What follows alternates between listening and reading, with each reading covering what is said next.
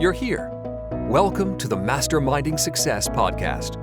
They say if you want to be successful in business and in life, then surround yourself with successful people. So pull up a seat. The mastermind is about to begin. Hey, glad you could join us for another episode of the Masterminding Success podcast. We're your host, Keith Wheeler. And Nuria Corby. And what are we talking about today, Nuria? Well, today we're going to talk about how to make more money in 2026. So it's basically how to make money in 2026, but how can we expand and maybe grow our business in 2026? So I've got a few ideas. I'm sure you have as well. I do. And can we just say how crazy it is that 2025 is almost over? I know. I just like, where did that go? It's flown by. I can't believe it's nearly Christmas. Yeah. It's crazy. This actually hits the time of like the next quarter is basically just birthday after birthday after birthday in my family. So really, it's pretty crazy. Yeah. From the middle of November to the end of January. It's crazy. Mine is November. It's now. I've got all these birthdays. So yeah, busy time. Yeah. But I've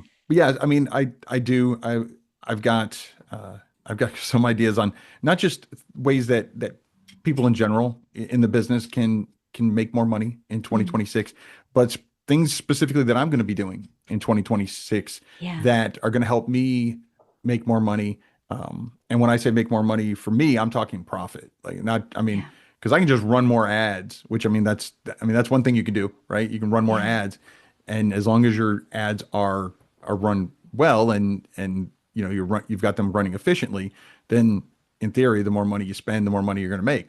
Yeah. So that's definitely one thing that I will be doing in 2026 is not for all my books. I don't run ads for all my books.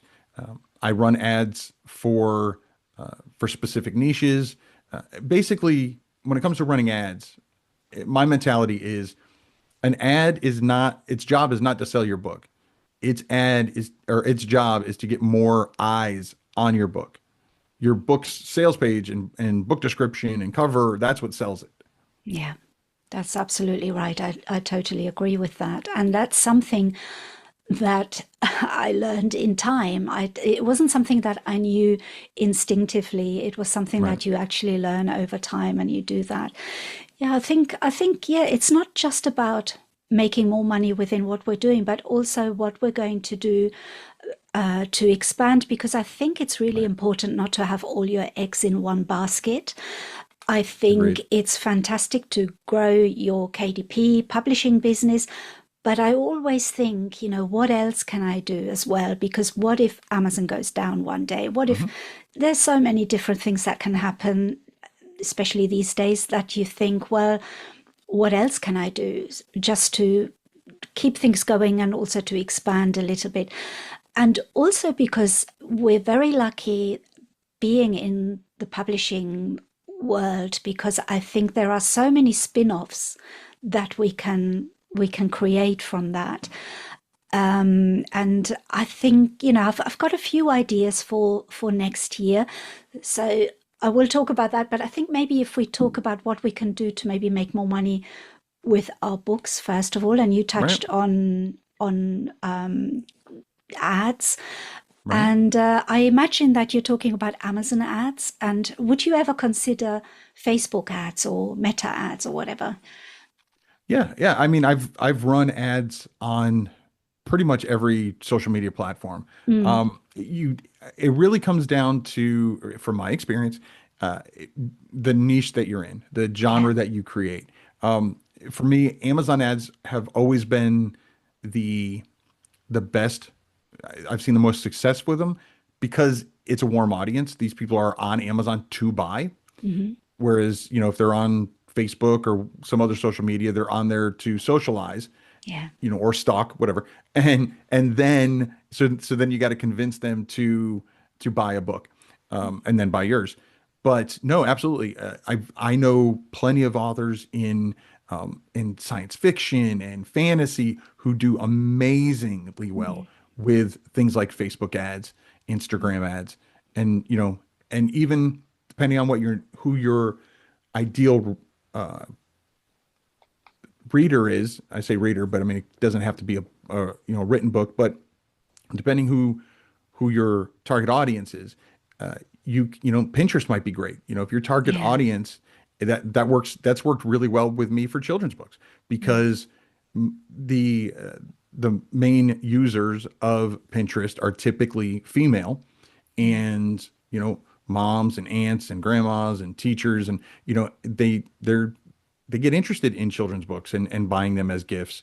So Pinterest ads have done well for me in the past. So yeah, That's I talk about Amazon ads a lot because again, it's a warm audience. But yeah, one area that you can absolutely dabble in to make more money in 2026 would be going a little bit wider as far as the audience and the platforms that you're running your ads on.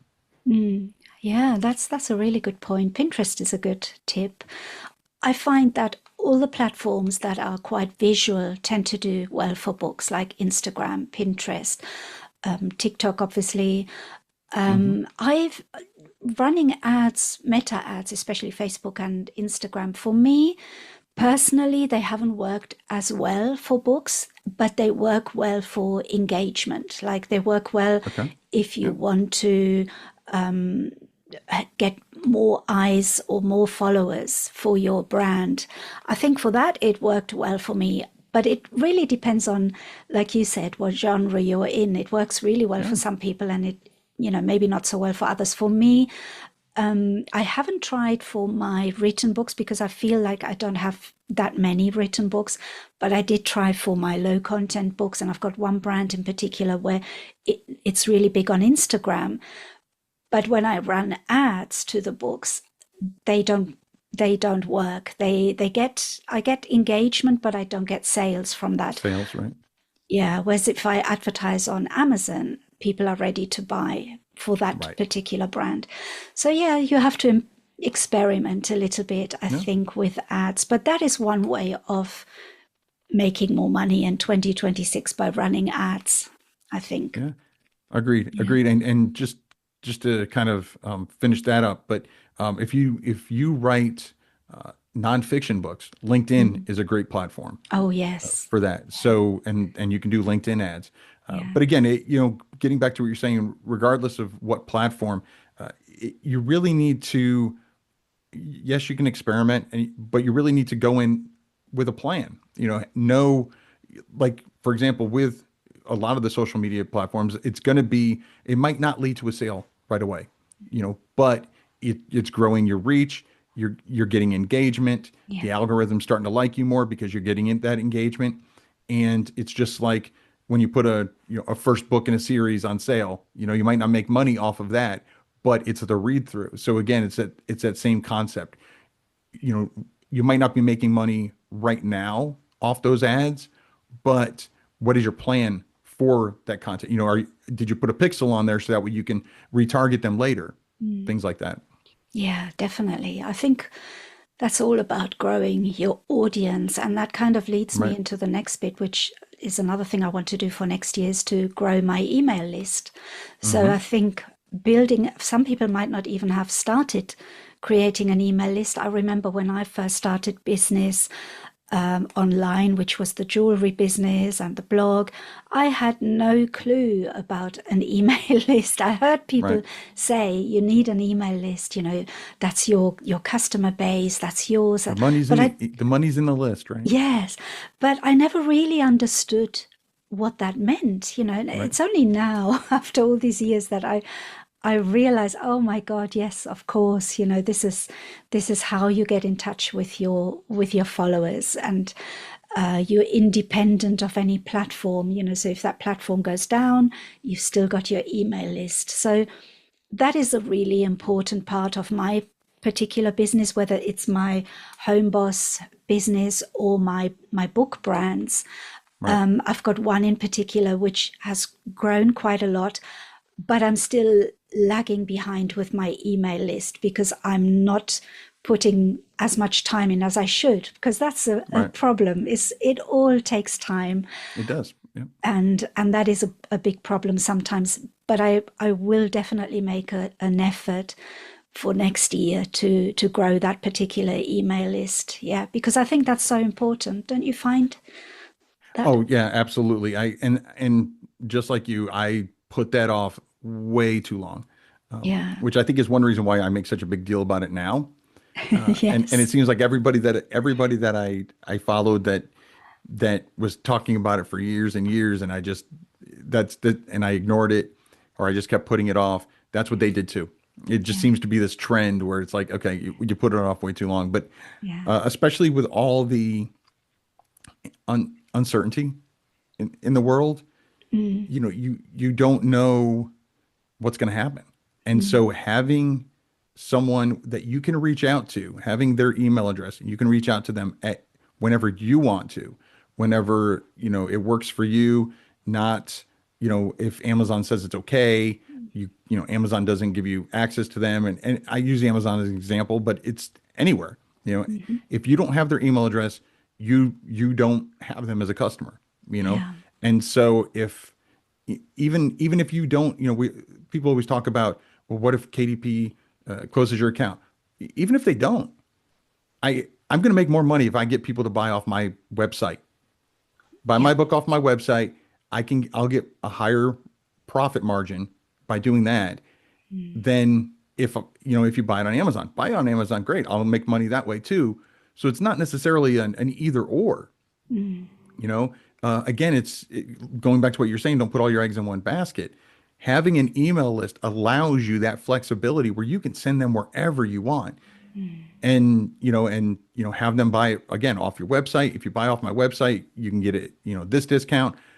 You can get. I know a buddy of mine. He used to do every month. If you bought an ebook from his website, you got a free ebook just from making that purchase. Yeah. And he had such a deep backlog because he'd been doing it for years. And he did, short books, and everything was an ebook, so everything was digital, and that he was able to do a different book every month. And so people would come back every month Yeah. to buy a new one because they knew they'd be getting basically buy one get one free. Yeah. Yeah. I think that's a really good way of doing that because you're giving people value. It's all about giving people Exactly. Yeah. value. And your email list is precisely the way to do that, to offer value to people. And yeah, it's definitely something I overlooked. And the reason we keep going on about it is because it was something that we ignored. And we've Yeah. suddenly had this aha moment, Yeah. this light bulb moment. Why didn't I do this before? And this is why we keep saying, create your email list and build it now, because the sooner you have that, you'll see your royalties go much higher than they used to be. It happened with me. I can see it in when I put my reports from Amazon KDP up. Hmm. The time I started building a brand, because an email list is part of brand building. That's Right. another thing I keep going on about. But the minute I started building a brand, my royalties have this uptrend that you Right. can literally see on the dashboard. And that's maybe that is the next thing we should talk about. It's building a brand is the other thing that we should do for next year to create more income for ourselves. Because I think creating a brand is for publishing is instead of just publishing random books, which is how we all start up, you start publishing more strategically, Right. and that is another way that you can increase your money making for next year by creating brands. Yeah, I think the first step that everybody that's listening to this or watching on the YouTube channel that they're already one step ahead of other people is the thinking ahead. Yeah. And the fact that you're listening to this or you're watching this, then you are thinking ahead to 2026. And I do think that you have to be intentional. Whether it's writing a book, whether it's creating a brand, you want to make more money, you need to be intentional with what you do. Uh, just doing things randomly, I've tried it. It doesn't work. I mean, even if you make money doing it, the problem is because there was no strategy behind it, there was no intention behind it, you can't duplicate it because you don't know how you did it, you know? Yeah. Having intention behind it allows you to, double down on things that are working. If this brand that I'm building, like you said, I start an email list, and just briefly about that email list, one thing I always tell people is if you have one email, if one person signed up, treat them, like they are the one and only, because that one will build. And if I've seen people who have one or two and they don't send newsletters, they don't do anything with it because they Yeah. don't think they have enough. And you've got one, you've got two. If you ignore them, you'll have zero, And Yeah. so, I mean, it all starts somewhere, whether, just like with a YouTube channel, you always start, you have to start with one subscriber. So, um, but again, I think the biggest suggestion I would make to anyone that wants to make more money, whether they want to make more money next year, next month, is start being intentional. Do, have ideas, test things out. Don't be afraid to test something, but again, write, keep track of it, whether it's, written down on a piece of paper, in a spreadsheet, something, so what's working, what's not working. And then related to that is don't expect overnight success, And so, if you put a new book cover because your last book didn't sell that well, and so you want to put a new book cover on it, that's great. If you think it's a better cover, go for it. But don't put it up and then in a week say, well, this one didn't do any better. No, I mean, you have to give things time. And so again, I really think one of the biggest suggestions I can make if you want to make more money is to start being intentional.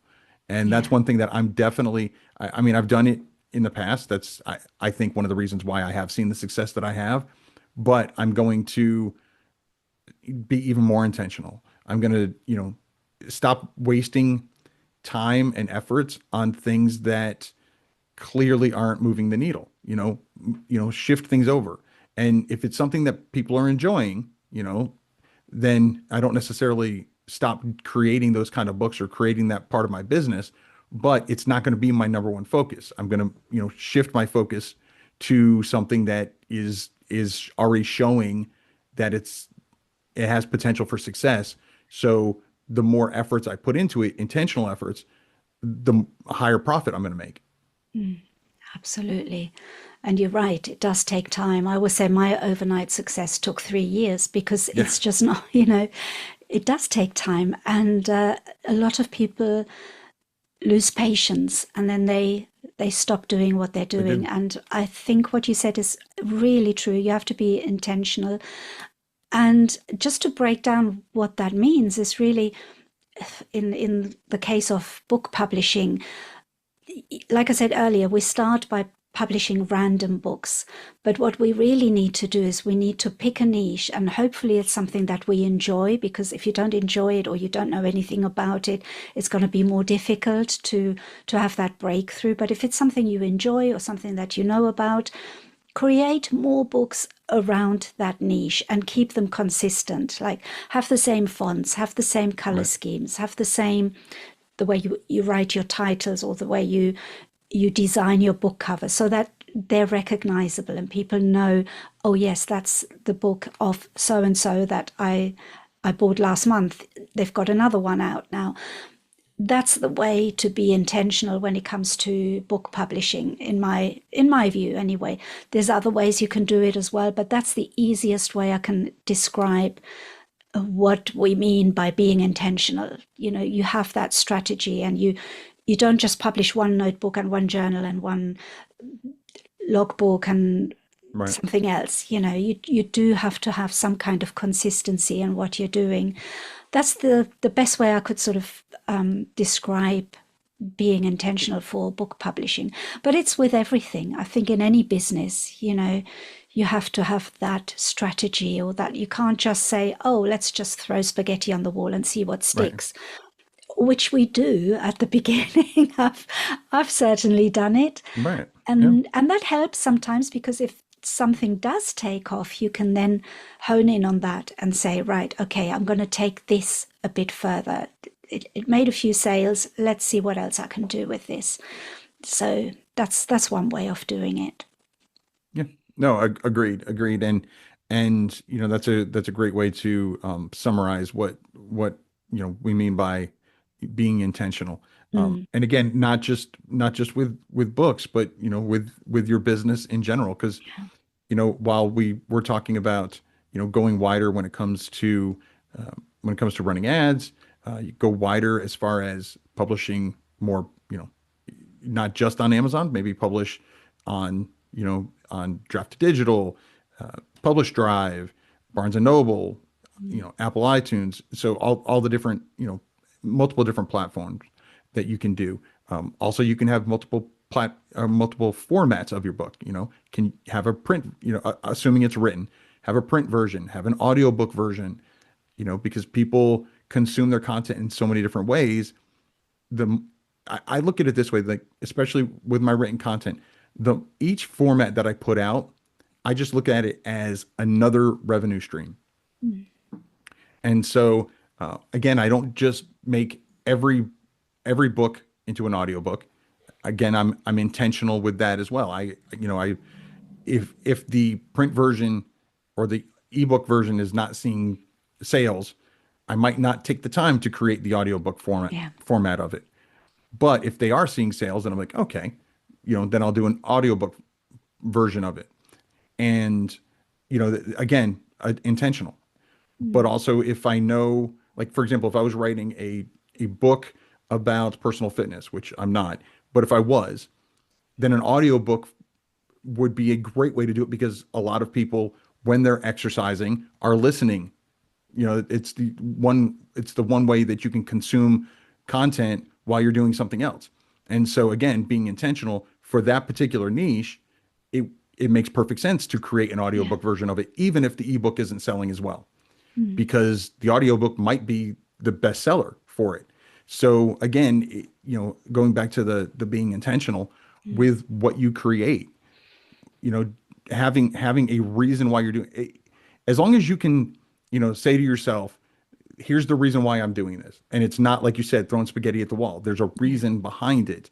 If you have a reason behind it, then even if it doesn't work out, and trust me, there, at least for me, there are plenty of ones that don't work out. But at least I can say, well, I did it for this reason and it didn't work out. Well, now I know that I've learned something. And so now I know, don't try that with this type of, whatever I'm trying to create. That's another really good point. I think if you can ask yourself that question, why am I creating this? Because again, we do that as well. I've done it in the past where I've created another version of the book. And is it really what people want? I had a book that I then created in a hardcover version. The hardcover version made it too expensive for what it was. So it wasn't really necessary to create that hardcover version. But then there are instances where it is really good to have a different version of the book, like you said, an ebook or audiobook. So yeah, that's a really good way of asking yourself, is it worth it? And if you want to go wider than books, even, you could consider printables of your book. Maybe I've got a brand where I produce printables of the interiors of the books. So depending on what your books are, that can work. I'm trying to think of what other spin-offs you could have of your books, but you can do merch. Yes. Good. You can do thinking. T-shirts and hats and bags and you'll see a couple things over here if you're watching this on the YouTube channel. They're little characters that were made up based off of characters from one of my children's books, Mimi's Adventure. These were not, and there's one right there too, that these were not, obviously print on demand. I hired somebody from Fiverr to do it, or, somewhere else. But again, merchandise, especially if you're doing children's books, if you have a character that children love, especially if you plan on doing trade shows or any kind of in-person author visits to schools, any kind of, like I said, in-person thing, having something else that people can purchase besides a book I mean, it's a great way to get make more money, make higher profits. I make significantly more money per one of these characters that I sell than per book that I sell on Amazon.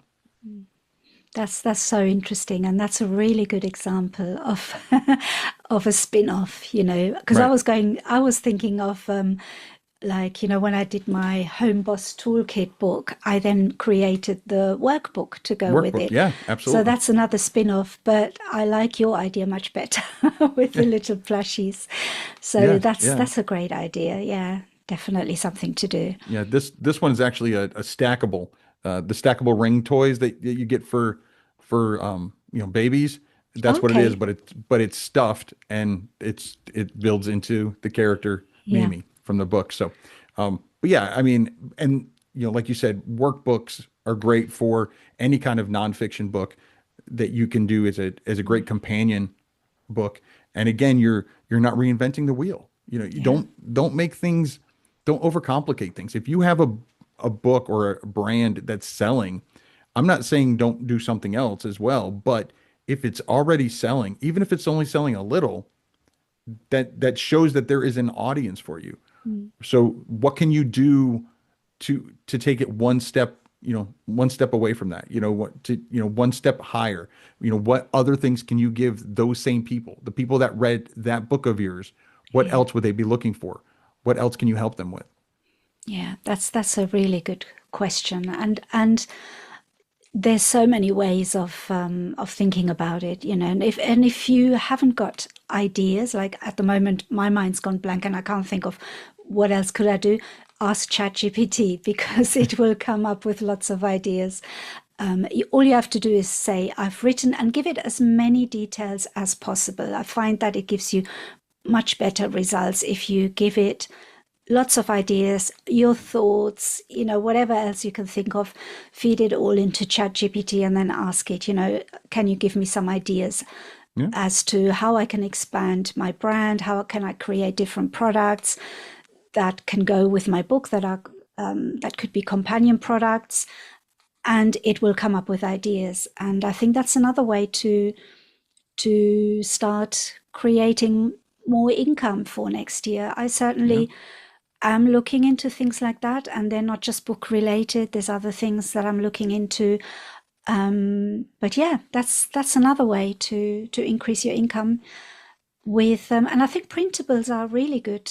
Digital right. products, let's call it digital Yeah, products instead. I think that is a really good way to, because if you have a written book, especially a non-fiction book, you could create a course around it, or you could create a guide or something simpler that people can download quickly.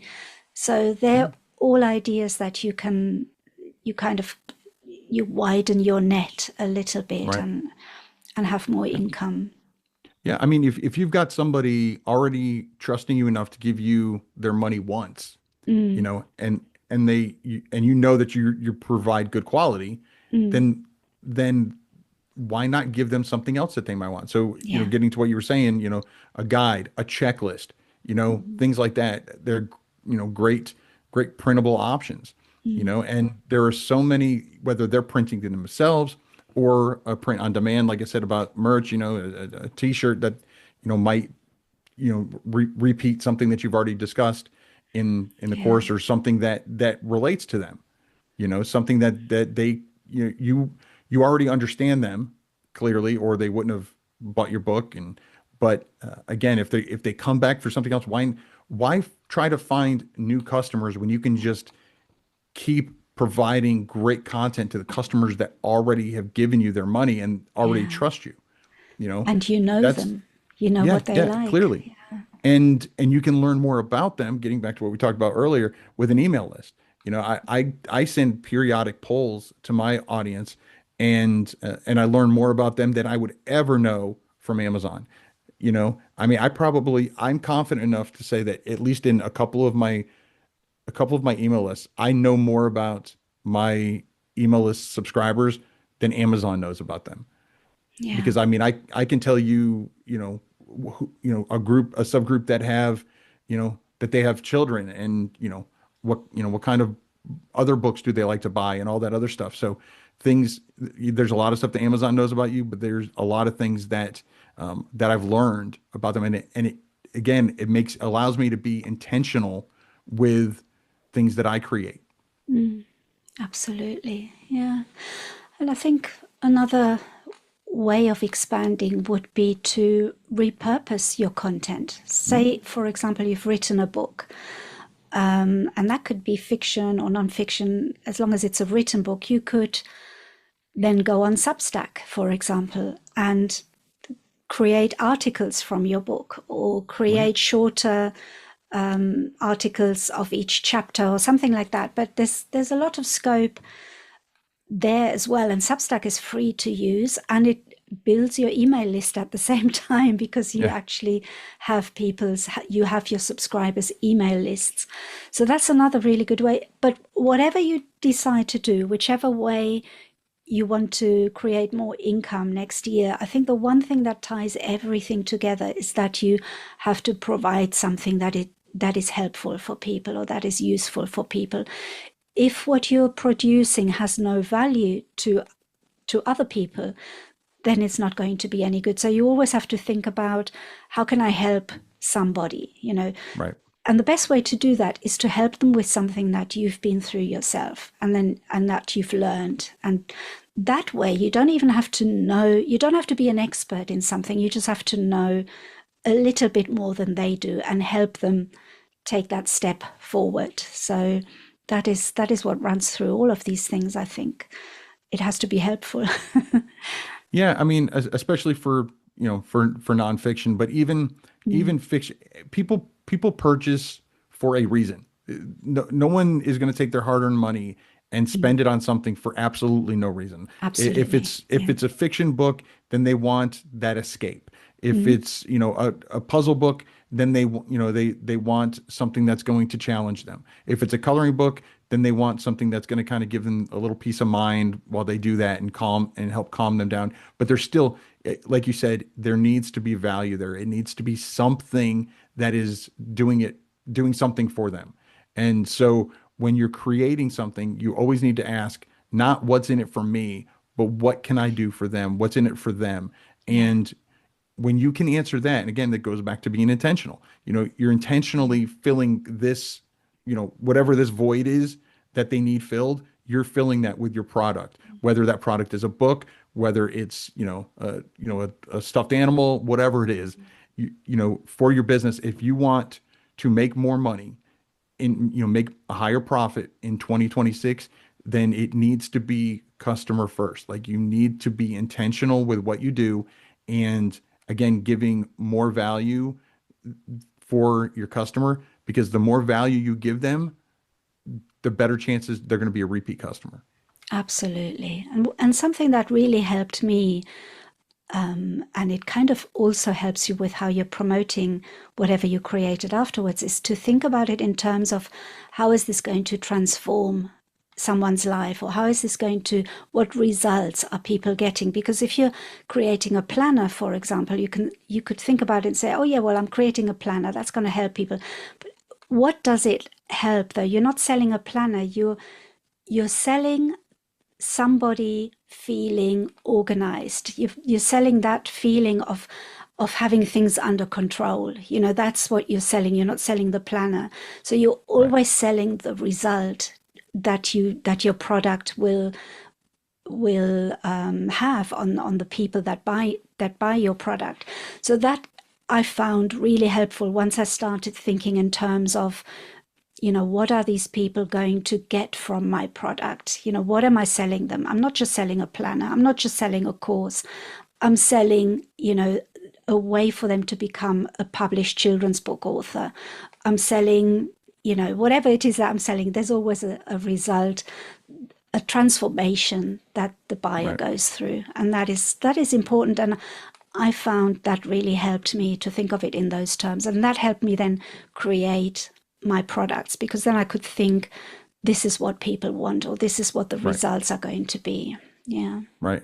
And then it also can help you think of other things, like you said, like spin-offs. And, if the planner helping them to get organized. What other things can I create that will help them get even more organized? Well, a checklist would be great. They want to be organized, a checklist for, for this purpose.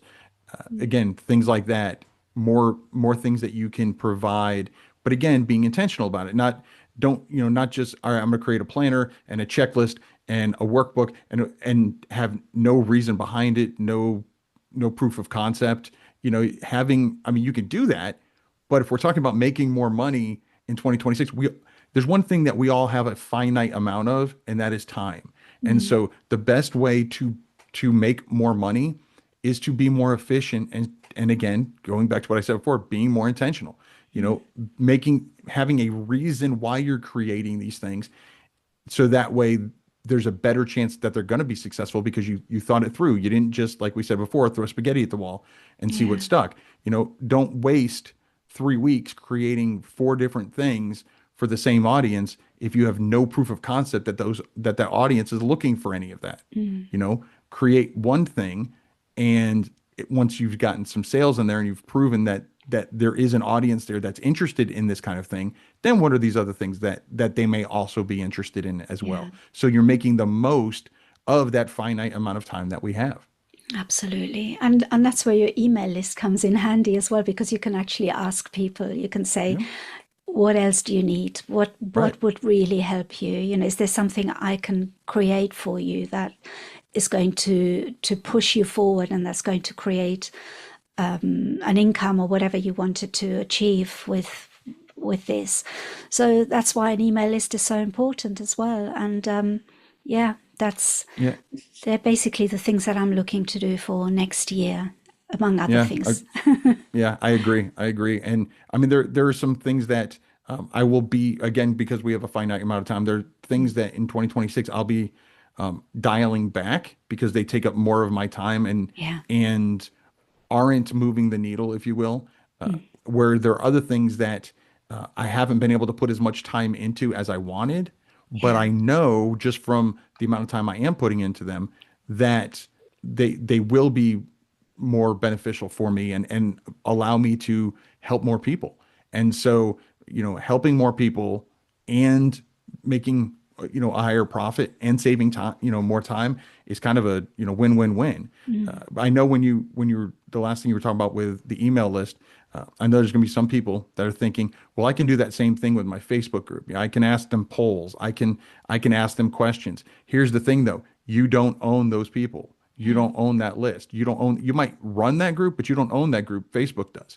And so again, an email list is something that the only time that someone can be taken away from me, from my email list, is if they decide that I'm not giving them the value that they expected, and then they can unsubscribe. But that's a decision that they're making, not somebody's making for them. And so and I feel bad that we keep going back to email lists, but they really are that important. And so, but yeah, again, it's all about making, like I said, trying to be as efficient as you can. That's my big focus for 2026, is going back to the being intentional. That's something that when I was looking back at where I've seen the most success in my life, not just in my business, but in my life, has been when I've done things with intent and, had a reason behind it. Again, whether they weren't always successful, but at least because I had intention behind it, I can see why they weren't successful. And I still learned something from them. Yeah. And I don't want people to panic and think, oh, how am I going to be intentional? You learn that over time, because this hasn't happened overnight for us either. And I think you're the same as me, Keith. We work by ourselves. We haven't got a team of people helping us. So we need to be really intentional with our time. Like you said, you can't focus on things that aren't moving the needle. You have to be really strategic with what you're doing. But how do you know that from the beginning? You don't. You just have to start, and then you start creating, and you start promoting, and then you learn what is actually moving the needle and what isn't. And then you can make the decisions of, what shall I cut out? What shall I not do? What shall I do instead? it takes time. It's, and I want people to be really kind and patient with themselves, because it's not going to happen overnight. It's an ongoing process. Yeah. I mean, I've been doing this for almost a decade. So yeah, I mean, I think, and that's kind of one of my biggest goals is to help someone else, help them kind of shave some years off, then shave some years off their business, Yeah. getting their business going faster and see more success faster than I did. Yeah. Whereas the only thing that some things I've done, the only thing that's shaved off is hair off my head, because of the stress. But I think when it comes to being intentional, I think the simplest way to put that is making sure that, at least in my opinion, there's a reason for everything that you do with your business. Just having a reason, even if the reason is I want to test this out because I see that, I see this is something I'm interested in. There's other books that are doing really well, and I think I can really do something with that. Well, then that's a reason. That's it. It doesn't have to be this, light bulb moment, and when I say, I'm, saving time, I'm not necessarily cutting certain things out completely. I just dial some things back, and, you want to make sure that you give things time because, like you said, it's not a get rich quick, it takes time for things to see success. Yeah. So, I definitely don't want someone to give their book, 2 weeks and it didn't sell any copies. And so I'm not even going to bother with that anymore. No, but again, having a reason why you created it in the first place is definitely a great way to start. But yeah, like I said, I don't suggest just, all or nothing kind of mentality.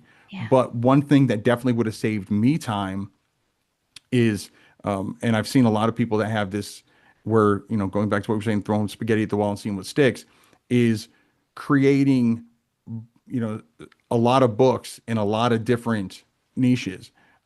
People see that I create, children's picture books and I've got, young adult novels and I've got puzzle books and I've got, other, pen names that no one even knows about. And I do, but again, I've been doing this for 10 years. I've definitely learned along the way. And something that one of your, I think it was one of your Instagram posts brought up, reels, was that, not everything sells. No, absolutely not. And so that doesn't mean, this didn't sell, so I'm no good. I don't know anything, about this industry. I'm just going to quit. No, like just take a step back. What have you learned from that? Yeah. And we can do a whole episode on learning from mistakes, but yeah, I like I said, I don't want to deter anyone. Yeah. But again, if you want to make more money, again, whether it's you want to make more money next month, next year, I really think it comes down to you making decisions. I say with intent, but making decisions, and not just from my experience, if you don't change anything, if you keep everything exactly the same, then you can't expect things to grow. Yeah. They might get worse, because people's interests die down, but things are always moving, Yeah. and so you need to just keep going and find something that you're gonna focus on. And again, Yeah. I don't think you should focus on like 10 things at once. Which I have to tell myself. Yeah. Oh yeah, because I'm like that. I'm doing 10 things, and so that's it's. But and you're right. I think I made a video. I think that's probably where you saw it, where I said 80% of my books don't sell, and that is correct. I make my living from 20% of my books. And that's across the board. I think anybody you ask, I've asked a lot of people and they all say the same thing. It's like 20 or 30% of their books sell and the rest don't. Yeah, around about 20, yeah. And if you say that to someone, they would think, oh my God, it's not worth doing. but it creates a full-time income for me and my husband. So it is worth doing. It just means that you have to look at the whole thing in a different way. You have to kind of think, yeah, 80% of what I produce isn't going to sell. And that sounds terrible, doesn't it? That sounds like, what's the point? But no, it just means that 20% that does sell is really valuable. And it means you have to create a lot of stuff to get to that 20%. But the more I do it, the more I kind of understand beforehand what's going to sell and what might not.